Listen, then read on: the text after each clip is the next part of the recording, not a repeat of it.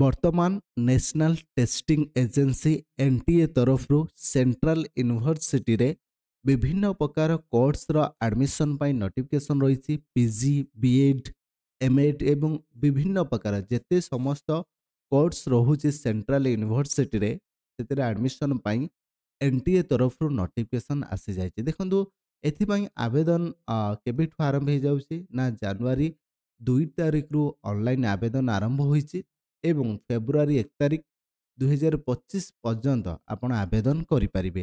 ଏବଂ ଏଥିରେ ଆପଣଙ୍କର ଯେଉଁ ଆପ୍ଲିକେସନ ଫିସ୍ ରହୁଛି ତାକୁ ମଧ୍ୟ ଆପଣ ଅପ୍ ଟୁ 2 ଫେବୃଆରୀ 2025 ମଧ୍ୟରେ ଡିପୋଜିଟ୍ କରିପାରିବେ। ଏବଂ ଏହା ସହିତ ଆପଣଙ୍କର ଯେଉଁ ଏକ୍ଜାମିନେସନ୍ କେଉଁ ସିଟିରେ କରାଯିବ ଫାର୍ଷ୍ଟ ୱିକ୍ ଅଫ୍ ମାର୍ଚ୍ଚରେ ଆପଣଙ୍କୁ ଜଣାଯିବ ଏବଂ ଆପଣଙ୍କର ବିଫୋର୍ 4 ଦିନ ପୂର୍ବରୁ ବିଫୋର୍ 4 ଡେଜ୍ ଆପଣ ନିଜର ହଲ୍ ଟିକେଟ୍ ବା ଆଡମିଟ୍ କାର୍ଡ଼ ଡାଉନଲୋଡ଼ କରିପାରିବେ।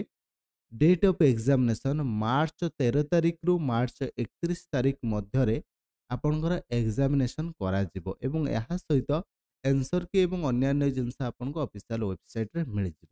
ଏବଂ ବର୍ତ୍ତମାନ ସବୁଠୁ ମୁଖ୍ୟ କଥା ହେଉଛି ଆପଣ କେଉଁ ସବୁ କୋର୍ସ ପାଇଁ ବର୍ତ୍ତମାନ ସମୟରେ ଆବେଦନ କରିବେ।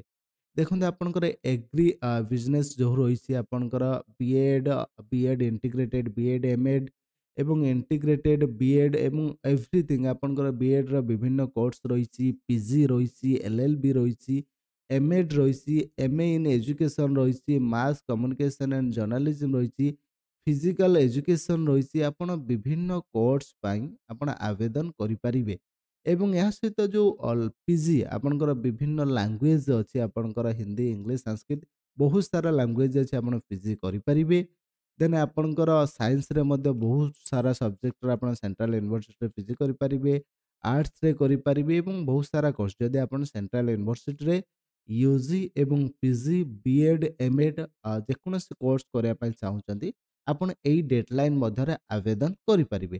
ଏବଂ ଆପଣଙ୍କର ଯେଉଁ କ୍ୱେଶ୍ଚନ୍ ଆସିବ ଏକ୍ଜାମିନେସନର କ୍ୱେଶ୍ଚନ୍ ଆପଣଙ୍କର ବହୁତ ସାରା ଲାଙ୍ଗୁଏଜରେ ଆସିବ ଏବଂ ଓଡ଼ିଆ ଲାଙ୍ଗୁଏଜରେ ମଧ୍ୟ ରହିବ। ଏକ୍ଜାମିନେସନ୍ ସିଟି ଆମ ଓଡ଼ିଶାରେ କେଉଁ କେଉଁ ଜାଗା ରହିବ ମୁଁ ସେଇଟା କହି ରଖୁଛି। ଓଡ଼ିଶାରେ ଆପଣଙ୍କର ଅନୁଗୁଳ ରହିବ, ବଲାଙ୍ଗୀର ରହିବ ଏବଂ ଏହା ସହିତ ଆପଣଙ୍କର କ'ଣ ରହିବ ବାଲେଶ୍ୱର ରହିବ, ବରଗଡ଼ ରହିବ, ବାରିପଦା ରହିବ, ବ୍ରହ୍ମପୁର ରହିବ, ଭଦ୍ରକ, ଭୁବନେଶ୍ୱର, କଟକ, ଢେଙ୍କାନାଳ, ଜଗତସିଂହପୁର, ଯାଜପୁର, ତା ସହିତ ଜୟପୁର ଏବଂ କେନ୍ଦ୍ରାପଡ଼ା, କେଉଁଝର, ପୁରୀ, ରାୟଗଡ଼ା, ରାଉରକେଲା, ସମ୍ବଲପୁର ଏହିସବୁ ଜାଗାରେ ଆପଣଙ୍କର ଏକ୍ଜାମିନେସନ୍ ସିଟି ରହିବ। ଏହିସବୁ ଜାଗାରେ ଆପଣ ଏକ୍ଜାମିନେସନ୍ ଦେଇପାରିବେ ଏବଂ ଏହା ସହିତ ଯେଉଁ କ୍ୱେଶ୍ଚନ୍ ପେପରର ଲାଙ୍ଗୁଏଜ୍ ରହିଛି କ୍ୱେଶ୍ଚନ୍ ଲାଙ୍ଗୁଏଜ୍ ଦେନ୍ ଆପଣ ଓଡ଼ିଆ ଭାଷାରେ ମଧ୍ୟ ଏକ୍ଜାମିନେସନ୍ ଦେଇପାରିବେ, ଚୁଜ୍ କରିପାରିବେ ଲାଙ୍ଗୁଏଜ୍, କିଛି ଅସୁବିଧା ନାହିଁ। ଏବଂ ବର୍ତ୍ତମାନ ସମୟରେ ସବୁଠୁ ମୁଖ୍ୟ କଥା ନିଶ୍ଚିନ୍ତ ଭାବରେ ଏ ପାଇଁ ଆପଣମାନଙ୍କ ପାଇଁ ଗୋଟେ ଗୋଲ୍ଡେନ୍ ଅପରଚ୍ୟୁନିଟି ଏନଟିଏ ତରଫରୁ ସେଣ୍ଟ୍ରାଲ ୟୁନିଭର୍ସିଟିର ବିଭିନ୍ନ କୋର୍ସର ଆଡମିସନ୍ କରିବା ପାଇଁ ନୋଟିଫିକେସନ୍ ରହିଲା। ଯେଉଁମାନେ ଇଣ୍ଟରେଷ୍ଟେଡ୍ ଅଛ ରେସ୍ପେକ୍ଟେଡ୍ ଡେଡଲାଇନ୍ ମଧ୍ୟରେ ଅନଲାଇନ୍ ଆବେଦନ କରିପାରିବେ। ଏଇ ଥିଲା ଛୋଟିଆ ଅପଡେଟ୍। ଭିଡ଼ିଓ ଗୋଟେ ଲାଇକ୍ କରନ୍ତୁ, ନିଜର ଫ୍ରେଣ୍ଡସ୍ମାନଙ୍କ ସହିତ ସେୟାର କରନ୍ତୁ। ପୁଣି ଦେଖା ହେବ ନେକ୍ସଟ ଅପଡେଟ୍ରେ। ସେ ପର୍ଯ୍ୟନ୍ତ ବିଦାୟ ନେବା। ଜୟ ଜଗନ୍ନାଥ, ଜୟ ଓଡ଼ିଶା। Thank you.